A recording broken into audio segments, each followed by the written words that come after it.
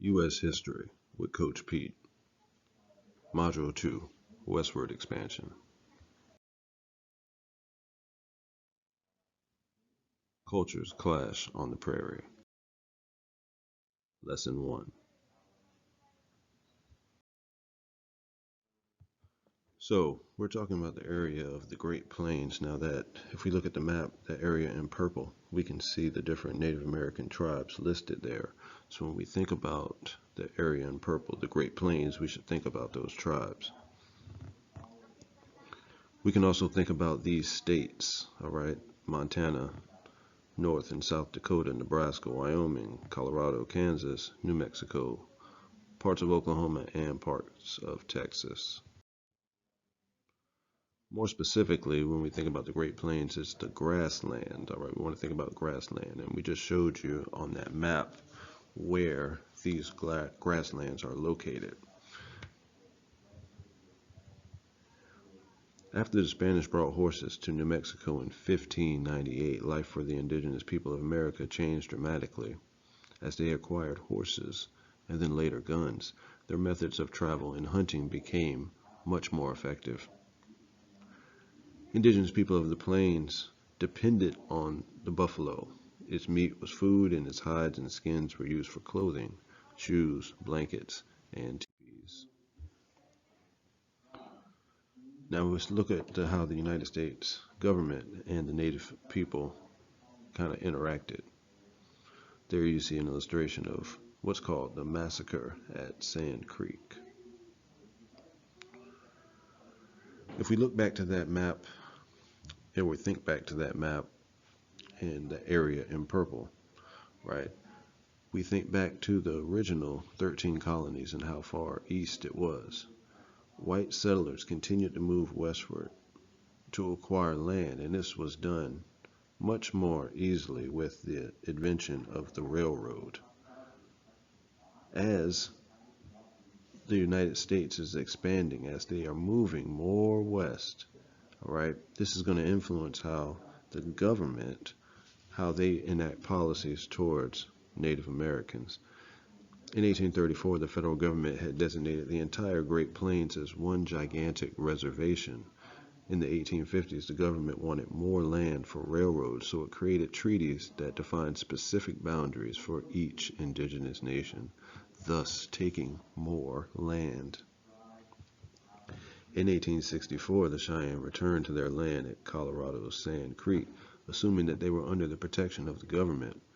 The command was given for the United States Army to slaughter the Cheyenne, and the order was carried out on 11/29/1864.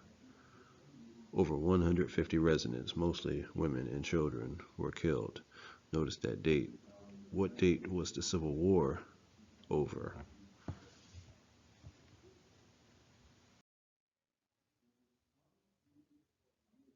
Native Americans resisted settlement along the Bozeman Trail, which ran through Bighorn Mountain.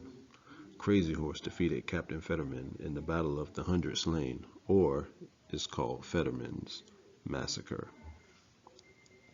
With the Treaty of Fort Laramie, the U.S. government agreed to close the Bozeman Trail, while the Sioux were forced to live on a reservation along the Missouri River in 1868.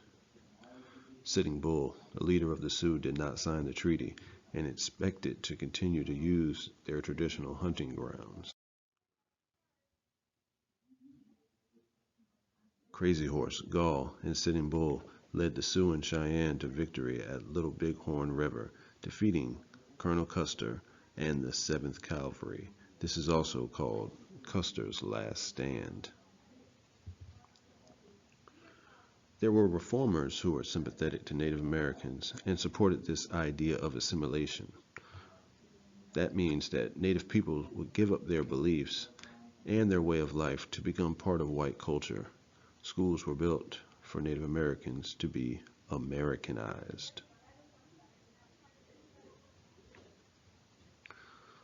Also, in dealing with how the United States government and the Native people interacted, the government helped to destroy the buffalo by allowing buffalo hunters to destroy the Plain Indians' main source of food, clothing, shelter, and fuel, which was the buffalo.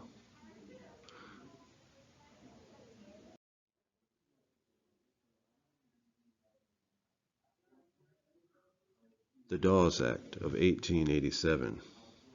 This authorized the President of the United States to survey American Indian tribal land and divide it into allotments for individual Native Americans.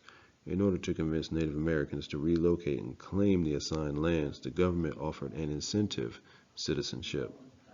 In order to earn U.S. citizenship, Native Americans would have to accept the allotments and live separately from their tribes, tending their property on their own.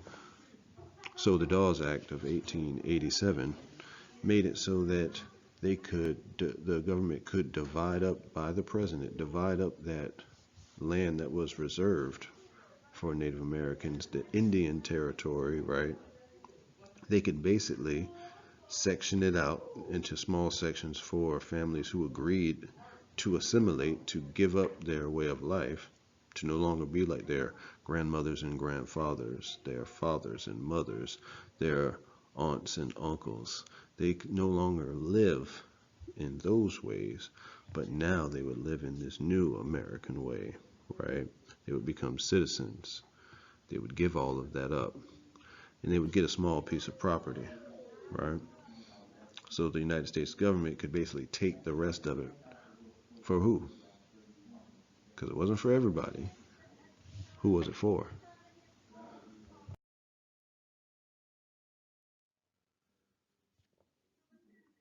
A ritual called the ghost dance was performed by the Sioux in hopes that their way of life would be restored. A prophet came to them and said that if they performed this ghost dance, that their way of life would be restored. This movement spread among the 25,000 Sioux on the Dakota reservation.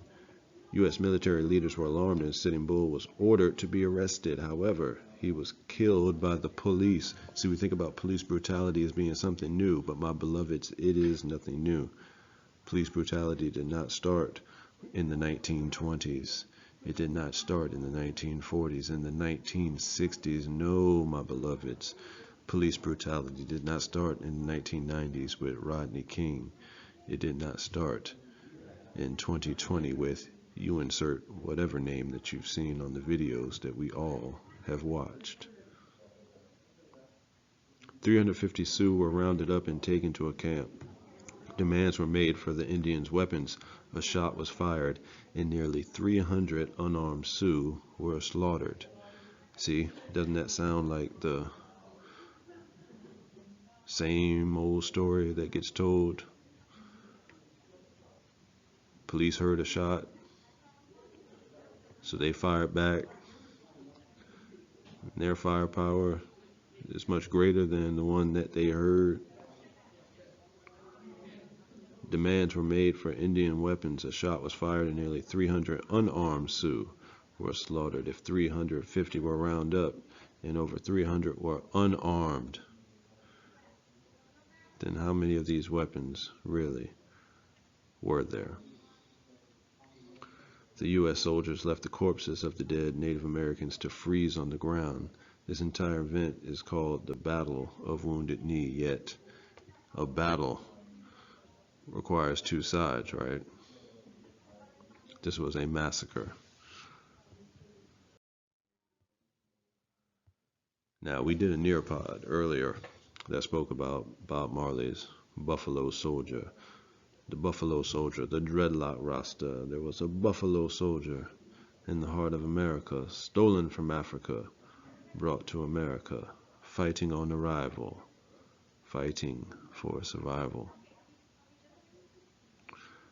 As we retell history through eyes that maybe don't look like ours, it's often important that we open our minds to a different perspective.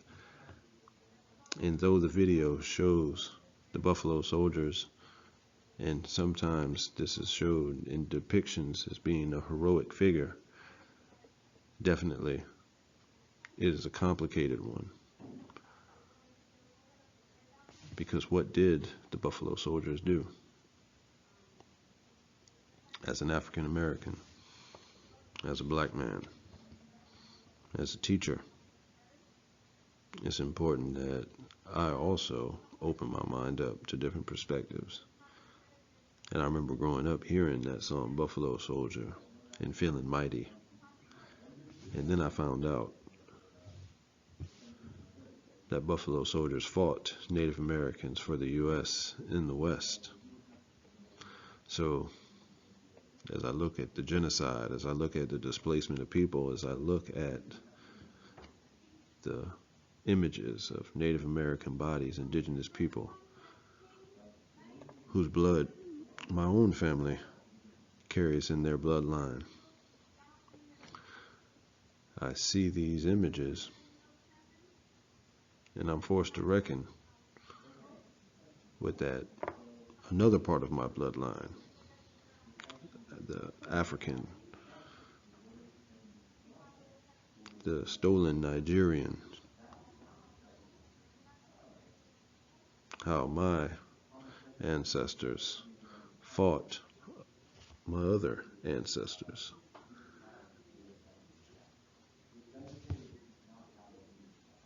The Buffalo Soldiers also mapped the unexplored land in the West for the United States. So not only did they help the United States by committing genocide, by slaughtering Native Americans, but then also surveyed the land that was being stolen. And the Buffalo Soldiers opened up the West for white settlers and protected these settlements, now my beloveds,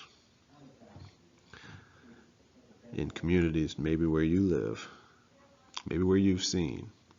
What do you call the people that ride around patrolling, that protect those settlements, your neighborhood? What do you call those folks? KRS-One had a name.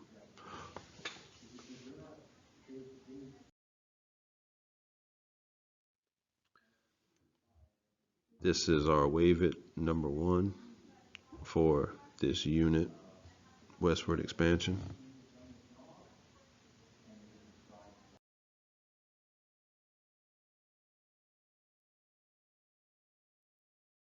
And this has been another production from one of the dopest teachers ever, Mr. Peterson, aka Coach Pete. Blessed love, bless, and love.